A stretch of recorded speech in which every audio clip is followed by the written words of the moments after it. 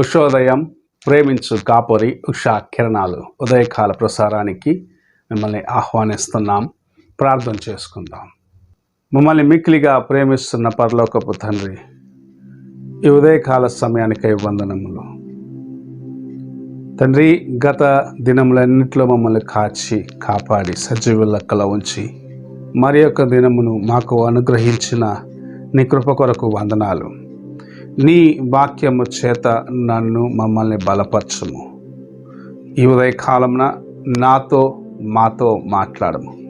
నీ వాక్యము చేత మమ్మల్ని తృప్తిపరచుము. నీ సహాయమును నాయన మాకు అనుగ్రహించి నీ వాక్యపు వెలుగులో మమ్మల్ని స్థిరపరచమని ఈ కార్యక్రమమును ప్రతి ఒక్కరికి ఆశీర్వాదకరముగా చేయమని యేసు పరిశుద్ధ నామమున అడిగి వేడుకుంటున్నాను పరమ తండ్రి, ఆమేన్. ఈ ఉదయకాలపు వాక్య భాగము యోహాను సువార్త 4వ అధ్యాయము 50వ వచనమును చదువుకుందాం. యోహాను సువార్త 4వ అధ్యాయము 50వ వచనము. యేసు, నీవు వెళ్ళుము, నీ కుమారుడు బ్రతికినాడని అతనితో చెప్పగా, ఆ మనుష్యుడు యేసు తనతో చెప్పిన మాట నమ్మి వెళ్ళిపోయెను. చదవబడిన వాక్య భాగంలో యేసు ప్రభు యొక్క మాటను విశ్వసించిన ఒక తండ్రిని మనము చూడగలం. తన కుమారుడు వ్యాధిగ్రస్తుడుగా ఉన్నప్పుడు యేసు ప్రభును వెతుక్కుంటూ ఆయన వచ్చినాడు. ఆయన చెప్పిన మాటను విశ్వసించి ఆయన ముందుకు వెళ్ళినట్లు మనం చూడగలము. దేవుని మాట యందు విశ్వసించటము ప్రభు మనకు అనుగ్రహించే తన యొక్క గొప్ప కృప అయి ఉంటున్నది. నీవు దేవుని సన్నిధికి ఒక మనవితో వచ్చినావు. దేవుని సన్నిధికి ఒక మనవిని తీసుకొని వచ్చినప్పుడు విశ్వాసముతో, అనగా దేవుని యొక్క కృప తోడుగా ఉంటుంది, ఇది సమకూర్చబడుతుంది, లేకుంటే ఈ కార్యము సఫలమవుతుందని నమ్మటము మొదటిగా నేర్చుకోవాలి. నీ ప్రార్థనలో నమ్మిక ఉంచాలి. ఏదో నమ్మిక ఉన్నట్లు ప్రార్థన చేయటం కాదు, నమ్మినట్లు ప్రార్థన చేయటం కాదు, విశ్వసించినట్లు ప్రార్థన చేయటం కాదు, విశ్వాసముతో ప్రార్థన చేయాలనేది ప్రభు ఆశిస్తున్న కార్యముగా.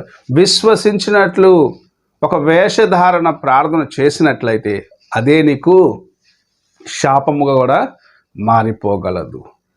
నీవు నీ ప్రార్థనలలో దేవుని యొక్క కార్యమును ఎదురు చూస్తూ ఆయన యందు విశ్వాసం ఉంచి పూర్ణ హృదయముతో ఆయనను వెతుకోవలసిన వ్యక్తిగా ఉన్నావని దేవుని యొక్క వాక్యం సెలవిస్తున్నాడు. ఈ ఉదయ కాలమున దేవుని సన్నిధికి ఎన్నిసార్లు నీవు ఇటువంటి మొరలు తీసుకొచ్చి ప్రార్థన చేసిన తర్వాత, నాకు తెలుసులే ఈ కార్యము జరగదు, ఏదో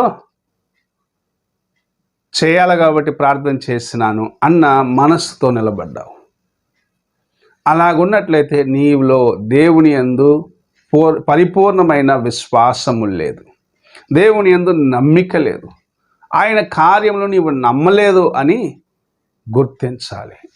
ఏదో బయటికి ప్రార్థన చేయాలి, విశ్వాసంలో ఉన్నట్టు ప్రార్థన చేయాలి అని అనుకున్న దాన్ని బట్టి దేవుని కార్యములు నీవు నీ జీవితంలో అనుభవించలేవు. మార్కు సువార్త 11వ అధ్యాయం 24వ వచనంలో, మీ ప్రార్థన విశ్వాసముతో నింపబడినదిగా ప్రభు నీకు కార్యము చేయగలడని విశ్వసిస్తూ ప్రార్థన చేయాలి, నమ్మికతో ప్రార్థన చేయాలని చెప్పటం మనం చూడగలము. నీవు నమ్మినట్లయితే గొప్ప కార్యమును ప్రభు నీకు జరిగిస్తాడు.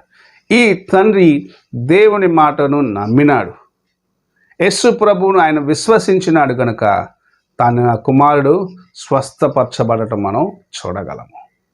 తన కుమారుడు జీవించటం మనం చూడగలం. ఎక్కడో దూరంలో ఉన్న కుమారుని దగ్గరికి నీ కుమారుడు బాగైతాడని చెప్పిన వెంటనే యేసు ప్రభు నుండి ఆ వ్యక్తి బయలుదేరి వెళ్ళటం, ఆ స్థలంలో ఆయన బయలుదేరి వెళ్ళటం అనేది ఎంతో గొప్ప విశ్వాసాన్ని చూపిస్తున్నది. నీవు నీ జీవితంలో ఎలాగూ ఆయన మాటలను నమ్ముచున్నావు? గంటల తరబడి ప్రార్థన చేసిన తర్వాత జరగలేదని నిరుత్సాహపడినట్లయితే అది నీ యొక్క అవిశ్వాసాన్ని చూపిస్తున్నది.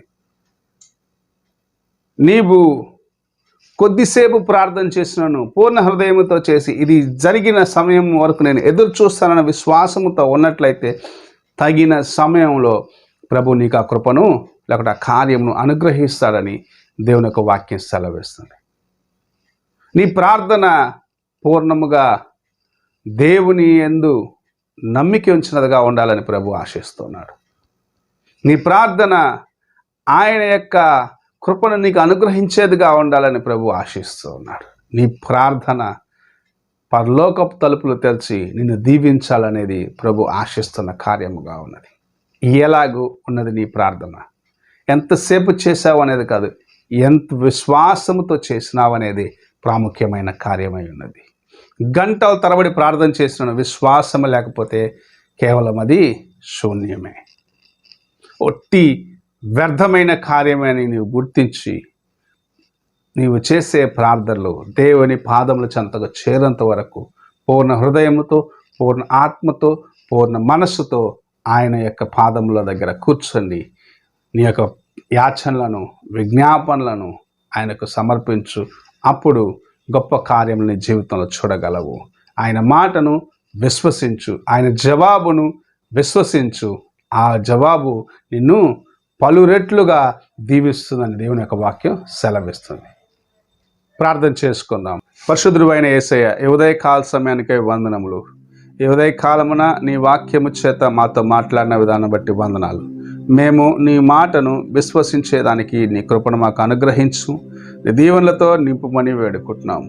నీలో నాయన సమస్తము ఉన్నదని ఎరిగి నీ పాదముల చెంతన నుండి దేవా నీ కృపను సంపాదించుకునే వారిగా మమ్మల్ని చేయమని, దేవా విని మర్చిపోయే వారిగా ఉండకుండగా, ప్రార్థించి అవిశ్వాసముతో ఉండేవారిగా ఉండకుండగా నాయన పూర్ణ మనస్సుతో, పూర్ణ ఆత్మతో, పూర్ణ బలముతో నిన్ను సేవించే కృపను దయచేయమని యేసు పరిశుద్ధ నామమున అడిగి వేడుకుంటున్నాను పరమ తండ్రి, ఆమేన్.